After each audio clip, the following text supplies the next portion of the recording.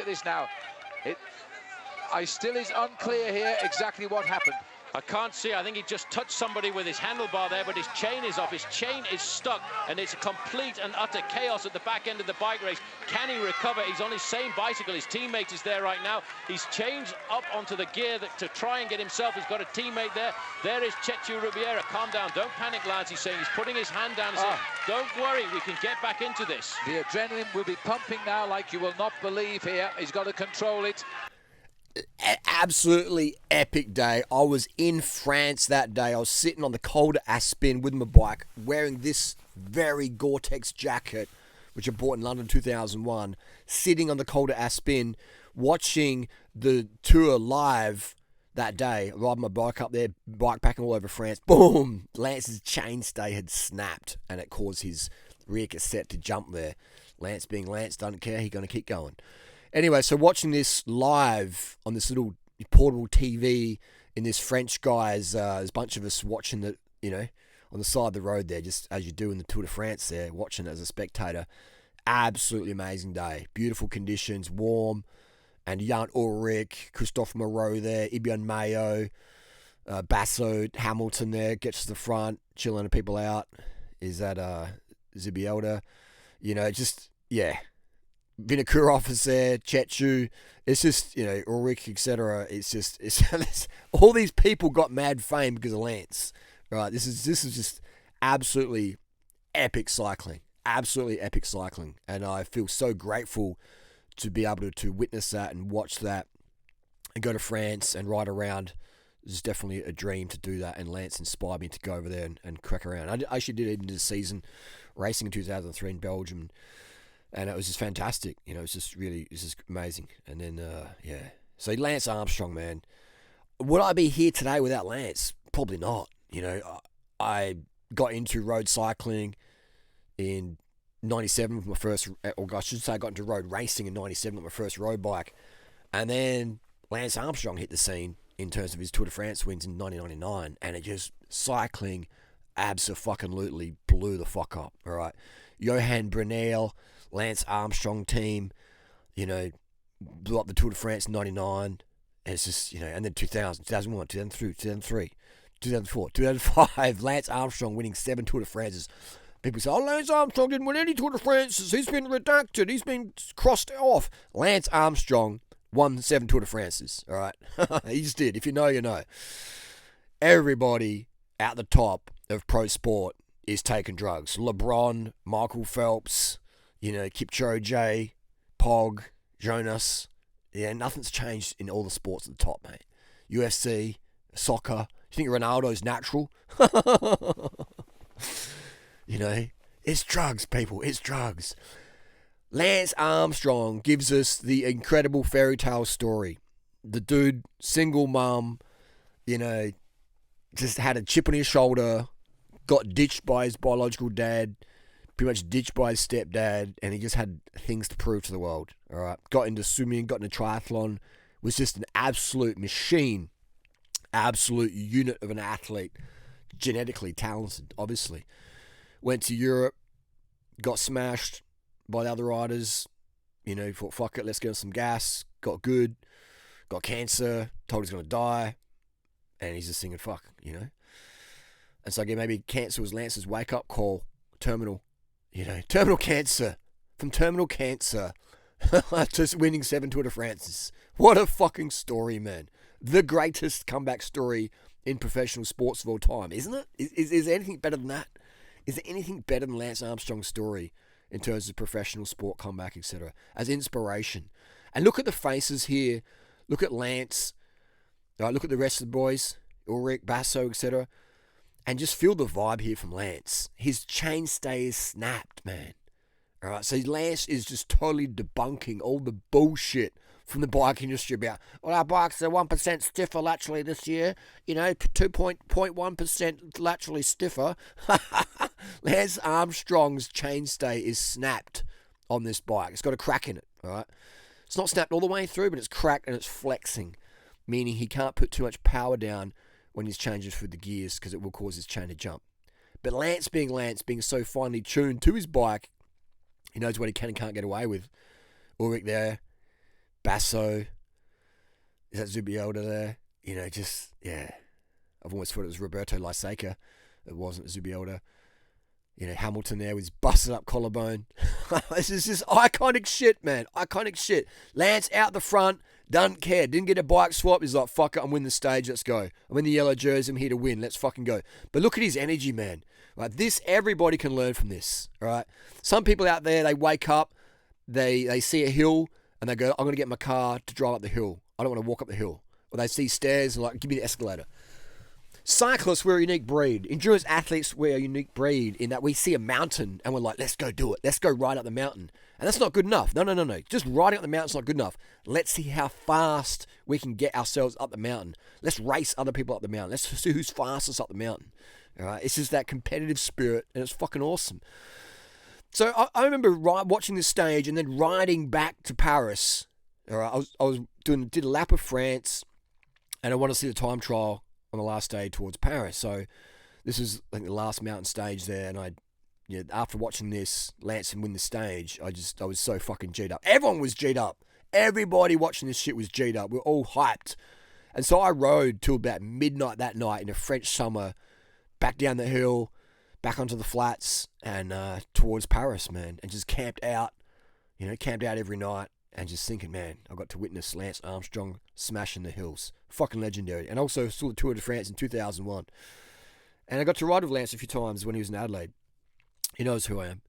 Johan Burinel commented on one of my videos recently. That's cool. You know, that's random. Social media didn't even exist back then. There was a few forums, but other than that, it wasn't like what we know today. So yeah, this is bike. Look at that. 10 speed, 7800 Dura Ace with Lance Armstrong's little down tube shifter on the left there. Weight weenie spec, tubulars and Bontrager triple X light wheel set there, carbon tubulars. The group set. These bikes are just fucking amazing to ride. They're amazing to work on. Like being a mechanic back then was a fucking cool job. Right, being a bike mechanic till probably 2017 was a cool job, and then road disc came in, and the new bikes are just shit to work on. I was riding my S-Works SL8 Tarmac tonight, and it's like, it's not as good as my rim brake ones. It doesn't have any real character. They're just the bikes today are just disposable. Yet you can still buy Lance Armstrong's bike from 20 years ago, and it still rides fucking amazingly. You can still get spare parts for it. It's still going to work on. Lance Armstrong about to catch up to Sylvain Chavanel. And with his Bonjour, how do you say it? Serum SLs.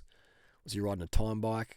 Look at that, just boom. Hand on the back of the jersey, back of the pat. Good French PR tap there. Look at that. Look at this one. This is iconic Lance Armstrong, mate. What a fucking legend. Look at that. Tap on the back. You know, a great move for the French fans there. And just a great move anyway, you know. But just great.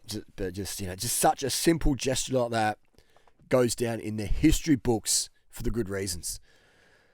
Yeah, so say whatever you want about Lance Armstrong, he is the greatest Tour de France rider of all time. All right, that's what his specialty was, and that's what he succeeded in. And you have riders today like Pog, who just fucking turns up to any race. I mean, Pog wins with Paris-Roubaix, you wouldn't be surprised, would you? And it looks like he's going to do the Giro Tour double. But so Pog's great for the sport today. I wish the kids today could experience these bikes though, because these bikes are the best. They're just amazing to work on. Those Serum SLs, they feel really nice to ride on as well. Christophe Moreau there on his look, was it 386 or something? Tyler Hamilton now on his Cervelo R2.5 SL or something. I can't remember what it was. But yeah, Lance Armstrong on his 5900 with 7800 group set. Boom, and his Nike Horticam shoes, I think they were. No helmet. And this year, 2003, is when Andrei Kovalev, I think in, was it Paris-Nice, actually passed away from a crash. He hit his head and passed away, and this changed the law there for the UCI, and after this, we had to wear helmets, except for the last climb of the stage. This is Louis Ardiden, and I think you could ditch your helmet at the start of the climb there into the team car and ride no helmet up the hill, but then that soon changed, so you got to wear a helmet the whole stage. Ulrich there, in the pain cave, driving the pace. All the Spaniards there, loving it. The Basque flags, a few US flags there. You know, like Lance Armstrong inspired so many Americans, and Australians to go to the Tour de France. You know, like he was like Lance Armstrong was the biggest bonus for the French tourism industry. You know, like look at how many American flags there are. It's fucking awesome. The Basque fans are amazing. They love it. They really get behind it. And you can sort of see Lance is set up there. He's riding a 58 centimeter bike. But this is just iconic shit, man. Iconic stuff. So no one's perfect in the world, obviously. No one's perfect in the world. You fought Lance back then, like David Walsh and all those puppets. They fought Lance. They tried to take Lance down. And what do you expect? Lance is just going to roll over? Lance Armstrong is a fucking fighter. He's a fucking fighter. So if you come at him trying to take him down, you know, what do you expect? He's going to fight back. He's not going to say, yes, David, I'm using EPO. I should go to prison now. I'm a bad boy. He's going to go, fuck you, Dave Walsh. Let's punch on, bro. You know, so all these people out there say, Lance was a douche. Lance just fought back, man. Lance did what Lance does best. That's fight. He's a fighter, all right? He's a fighter, man. If you think Greg LeMond was natural, all right, you're fucking dreaming, man. You probably think LeBron's natural. You probably think Michael Phelps is natural, okay? Lance wasn't the only champion to take drugs. He wasn't the first, and he's definitely not the last. Drugs at the top tier is just how it is. People say, oh, everyone back then took drugs. It's all even playing field. Still today, at the top, people still take drugs. You think the Paris Olympics is going to be clean? You think all those swimmers and the runners and the discus and the shot put and the javelin and the high jump, the basketball, you think no one's taking any drugs to enhance their performance? Come on. Stop being so naive, man. Stop being so naive. The world is getting increasingly cutthroat. And it's professional sport and entertainment. You know, it's funded by money to make more money. Nike, Trek. Let's look at this. Let's look at the money here. Look at all the sponsors there. Aquaroll, Nestle, Fiat Cars, Credit Lyonnais. It's like the bank there in France. You've got United States Postal Service. You've got Trek, Shimano, Nike, Oakley.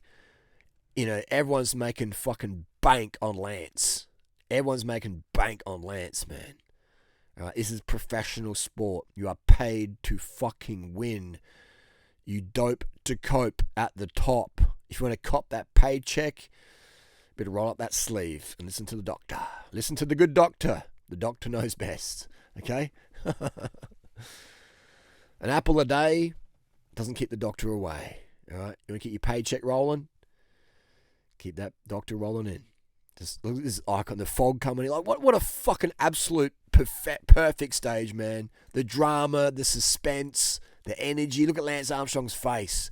They don't have that face anymore, do they? They come across the line easy. Lance is just throwing his bike, shifting down the gears. Damn. So Lance Armstrong, thank you for your career. Thank you for the memories, bro. You will live on as the greatest Tour de France rider in history. If you know, you know.